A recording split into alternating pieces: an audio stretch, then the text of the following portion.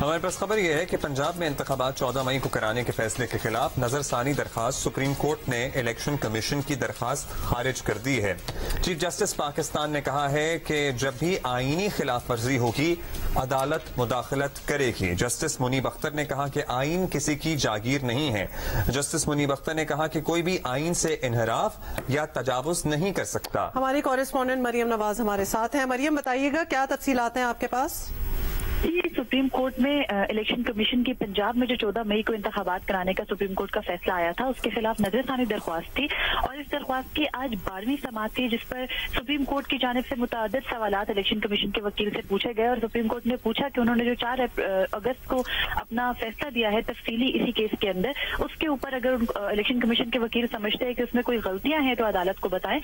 عدالت کے متعدد بار پوچھنے پہ الیکشن کمیشن کے وکیل کوئی خاطر خواہ جواب نہیں دے سکے، جس کے بعد ججز کی جانب سے یہی کہا گیا کہ الیکشن کمیشن کے پاس کوئی بھی اختیار نہیں ہے کہ وہ انتخابات کو 90 روز کی آئینی مدت سے آگے لے کے جائے۔ جسٹس منیب اختر نے کہا کہ آئین کسی کی جاگیر نہیں ہے کہ جس کا جب دل کرے اس سے انحراف کرے یا اس کی خلاف ورزی کر دے۔ انہوں نے کہا کہ سپریم کورٹ نے اپنے تفصیلی فیصلے کے اندر الیکشن کمیشن کو یہ حل دیا تھا کہ اگر وہ 90 روز کے آئینی مدت کے اندر انتخابات نہیں کرا سکتے تو وہ سپریم کورٹ یا کسی بھی عدالت میں ایک آئینی درخواست لے کر آ سکتے ہیں، لیکن الیکشن کمیشن نے اس ریمیڈی کو اویل نہیں کیا۔ اس کے بعد چیف جسٹس پاکستان نے کہا کہ تمام تر جو ابھی تک دلائل ہوئے ہیں ان سے ایک بات کلیئر ہو چکی ہے کہ سپریم کورٹ کے فیصلے میں کوئی بھی غلطی جو ہے وہ پوائنٹ آؤٹ نہیں کی جا سکی، اور اس لیے جو موجودہ درخواست ہے اس کو خارج کیا جاتا ہے۔ اس سے پہلے کیس کی سماعت کرتے ہوئے جسٹس منیب اختر نے یہ کہا کہ ممکن ہے کہ مستقبل میں اگر کبھی یہ عدالت یا پھر الیکشن کمیشن کوئی مختلف پوزیشن لے، لیکن فی الحال الیکشن کمیشن کے وکیل کے پاس یہ دلیل نہیں ہے کہ سپریم کورٹ کا جو اس کیس کا فیصلہ ہے اس میں کیا غلطی تھی۔ الیکشن کمیشن کے وکیل نے یہی پوائنٹ لیا کہ الیکشن کمیشن کی ذمہ داری ہوتی ہے کہ وہ صاف شفاف اور منصفانہ انتخابات کرائیں، اور اگر الیکشن کمیشن سمجھتا ہے کہ صاف شفاف اور منصفانہ انتخابات ابھی ممکن نہیں ہے تو وہ اس کو آگے لے جا سکتا ہے۔ اور پھر الیکشن کمیشن کے وکیل نے یہ کہا کہ جو انتخابات کرانے کی ذمہ داری ہے وہ الیکشن کمیشن کو آئین میں دی گئی ہے، الیکشن کمیشن کے پاس جو انتخابات کرانے کا اختیار نہیں ہے۔ ذمہ داری اور اختیار کے پوائنٹ کے اوپر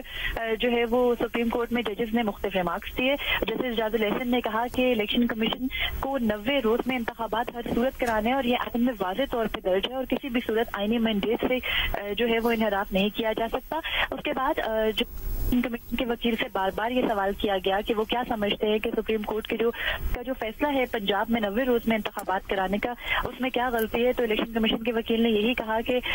وہ جو ہے وہ ان کے پاس یہ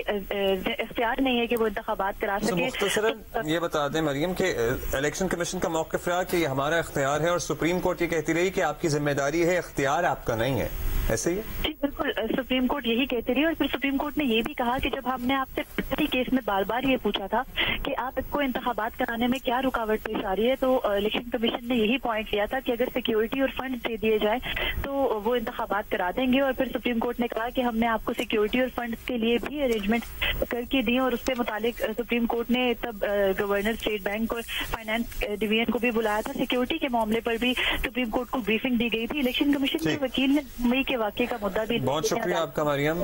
اس کی تفصیل ظاہر ہے جیو نیوز پہ آپ بتاتی رہیں گی۔